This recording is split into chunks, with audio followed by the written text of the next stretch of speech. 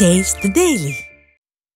கோவை அருகே இருசக்கர வாகனத்தில் சென்ற நகைப்பட்டறை ஊழியரை தாக்கி 30 லட்சம் ரூபாய் கொள்ளையடிக்கப்பட்டுள்ளது.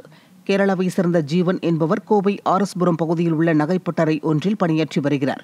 இவர் கேரளாவில் வங்கிகளில் ஏலத்திற்கு வரும் நகைகளை வாங்குவதற்காக இருசக்கர வாகனத்தில் 30 லட்சம் ரூபாயுடன் சென்றுள்ளார். எட்டிமடையில் உள்ள மேம்பாலத்தில் சென்றபோது காரில் வந்த 4 பேர் ஜீவனை வழிமறித்து அவரை தாக்கி 30 லட்சம் ரூபாயை பறித்துக் கொண்டு தப்பிச் சென்றுள்ளனர். விடியா ஸ்டாலின் ஆட்சியில் காவல்துறையினரின் அலட்சியத்தால் வழிப்பறி மற்றும் கொள்ளை சம்பவங்கள் அதிகரித்துள்ளதாக குற்றம் சாட்டப்படுகிறது. தருமபுரி மாவட்டம் நெருப்பூர் அருகே 2 கோவில்களில் கொள்ளை சம்பவங்களில் ஈடுபட முயன்ற வழக்கில் 2 பேர் பிடிபட்டனர்.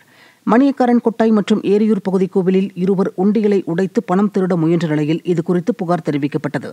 இந்நிலையில் 2 சம்பவங்களிலும் தொடர்புடையதாக நாகமரை கீழ்காலனி கிராமத்தைச் சேர்ந்த மதிவாணன் மற்றும் 17 வயது சிறுவன் ஆகியோர் சிக்கினர். ஸ்டாலின் ஆட்சியில் ஏவல்துறை கும்பகர்ண தூக்கத்தில் உள்ளதால் துணிகரத்துடன் குற்ற சம்பவங்கள் நடைபெறுவதாக மக்கள் சாடியுள்ளனர். நாமக்கல்லில் அரசு பேருந்தை சேதப்படுத்தி பள்ளி மாணவர்கள் பயணிகளுடன் ரகளையில் ஈடுபட்ட சம்பவம் அதிர்ச்சியை ஏற்படுத்தியுள்ளது. ஈரோட்டில் இருந்து நாமக்கல் மாவட்டம் பள்ளிப்பாளையம் அடுத்த எஸ்பிபி காலனி வரை செல்லும் அரசு பேருந்தில் ஏறிய பள்ளி மாணவர்கள் பேருந்தில் இருந்த மாணவிகளை கிண்டல் செய்து நடத்துனருடன் வாக்குவாதத்தில் ஈடுபட்டுள்ளனர். மாணவர்களின் அத்துமீறலை பயணிகள் கண்டித்ததால் ஆத்திரமடைந்த அவர்கள் பேருந்தின் மின் விளக்குகளை சேதப்படுத்தி ரகளையில் ஈடுபட்டுள்ளனர்.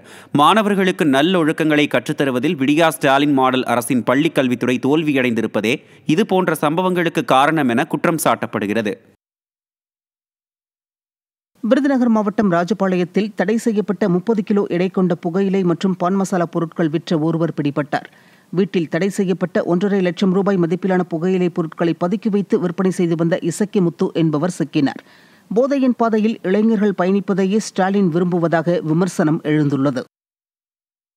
கன்னியாகுமரி மாவட்டம் நாகர்கோவில் அருகே கேரளாவிற்கு கடத்துவதற்காக பதுக்கி வைக்கப்பட்டிருந்த 3 டன் ரேஷன் அரிசி பறிமுதல் செய்யப்பட்டது.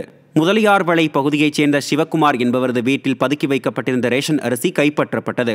நிர்வாகத்திறனற்ற ஸ்டாலின் ஆட்சியில் ரேஷன் அரிசி கடத்தல் சர்வசாதாரணமாக நடைபெறும் அளவிற்கு சட்டம் ஒழுங்கு சீர்கெட்டிருப்பதாக மக்கள் குற்றம் சாட்டியுள்ளனர். தருமபுரி அடுத்த பிடமனேரி பகுதியில் ஆள் இல்லாத வீட்டில் கொள்ளையடிக்க முயன்ற நபர் பிடிபட்டார்.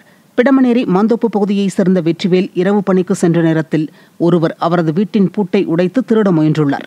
இதனை கண்ட அக்கம் பக்கத்தினர் அவரை பிடித்து விசாரித்த போது அவர் பெரம்பலூர் பகுதியைச் சேர்ந்த ரஞ்சித்குமார் என்பதும் இவர் பல்வேறு மாவட்டங்களில் திருட்டு சம்பவங்களில் ஈடுபட்டதும் தெரியவந்தது.